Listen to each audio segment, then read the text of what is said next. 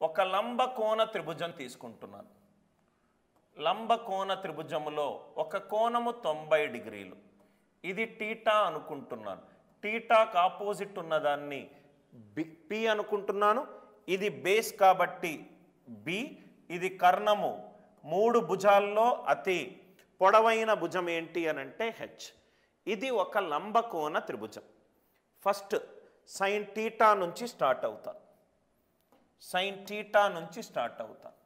Sign theta అనేది opposite side by hypotenuse. Sine theta అనేది opposite side by hypotenuse. Sine theta అనేది opposite side by hypotenuse. Opposite side ఏంటి sir? P. Hypotenuse కర్ణం ఏంటి? H. కర్ణం ఏంటి? H. నవ్వు ఇక్కడ చూడండి సార్, మనం ఇప్పుడే డిస్కస్ చేశాము. హెచ్ అనేది ఎప్పుడు పి కంటే ఎక్కువ. H is greater than P. H is greater than P అయినప్పుడు పి అనేది హెచ్కి తక్కువ అవుతుంది. P is less than H. అంటే ఈ ఫ్రాక్షన్లో లవము హారము, లవం అనేది హారము కంటే తక్కువ. లవం అనేది హారము కంటే తక్కువ. అంటే అది 2/3 కావచ్చు, అది 3/5 కావచ్చు, ఆర్ ఏదైనా వాల్యూలు కావచ్చు. ఈ వాల్యూస్లో రైట్ పి ఎప్పుడూ కూడా H, P is less than H, P is less than H. P and H సమానమయ్యే ఛాన్స్ లేదు. సమానం అవ్వాలి అని అంటే చాలా జాగ్రత్తగా వినండి సార్, మంచి ఇంట్రెస్టింగ్ కాన్సెప్ట్. సమానం అవ్వాలి అని అంటే h square is equivalent to p square plus b square. H p రెండు సమానం అవ్వాలంటే బి 0 కావాలి. బి 0 అవుతే అసలు అది త్రిభుజమే ఫామ్ అవ్వదు. అంటే పి అండ్ హెచ్ రైట్. ఇక్కడ మీరు చూస్తే ఆపోజిట్ సైడ్ ఏమో పి, హైపోటెన్యూస్ ఏమో హెచ్. అంటే ఈ వాల్యూ కనుక చూస్తే మీకు రైట్ పి బై హెచ్ అంటే -1 less than or equivalent to sine theta less than or equivalent to 1. -1 less than or equivalent to sine theta less than or equivalent to 1. Sir ఇది ఎందుకు వచ్చింది sir? ఎందుకు వచ్చిందంటే ఇక్కడ చూడండి సార్, ఈ వాల్యూల మధ్యలోనే ఉంటుంది అని అంటే గ్రేటర్ దాన్ వేసుకుంటే ఆ వాల్యూలు సాటిస్ఫై కావు అని చూపెడతాను. Sine theta greater than 1, sine theta greater than 1 ఛాన్సే లేదు. గ్రేటర్ దాన్ 1 ఎప్పుడు వస్తుంది సార్? పి అనేది హెచ్ కంటే ఎక్కువ ఉన్నప్పుడు 5/3 రైట్. పి హెచ్ కంటే ఎక్కువ ఉండే ఛాన్సే లేదు. అంటే గ్రేటర్ దాన్ 1 అయ్యే ఛాన్సే లేదు రైట్. -1 సైన్ టీటా -1 అంటే సైన్ టీటా అనేది 1 కంటే ఎక్కువ కాదు. సరే మరి -1 ఎక్కడి నుంచి వచ్చింది సార్? అది కూడా చూద్దాం. సరే -1 ఎక్కడి నుంచి వచ్చింది? ఈ వాల్యూ అనేది చాలా ఇంట్రెస్టింగ్ కాన్సెప్ట్ సార్. ఈ ఫిగర్ అనేది మనకు కోఆర్డినేట్ జామెట్రీలో రైట్ ఇది ఫస్ట్ క్వాడ్రంట్లో X positive, Y positive. Second క్వాడ్రంట్లో X negative, Y positive. Third క్వాడ్రంట్లో X negative, Y negative. Fourth క్వాడ్రంట్లో X positive, Y negative. X positive, Y negative. ఇవన్నీ ఏంటి సార్? ఇదేంటి? X coordinate value. ఇదేంటి సార్? Y coordinate value.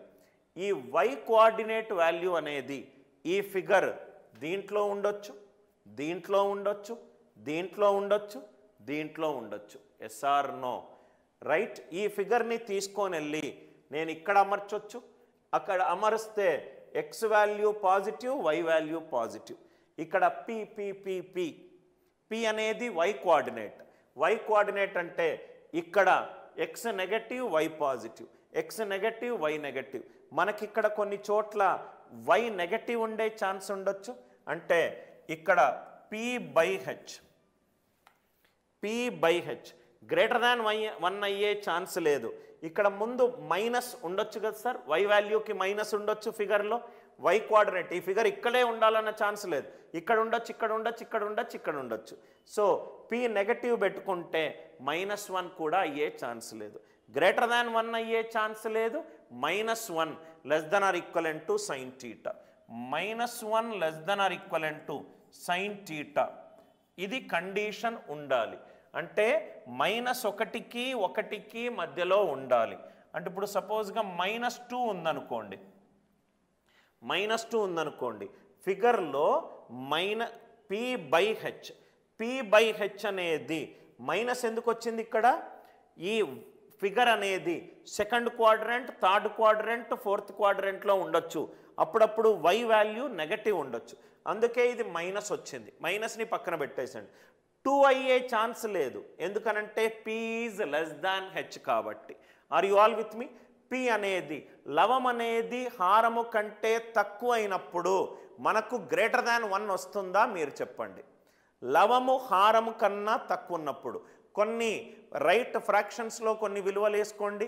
1/2 1 కంటే ఎక్కువ ఉందా? 3/5 1 కంటే ఎక్కువ ఉందా?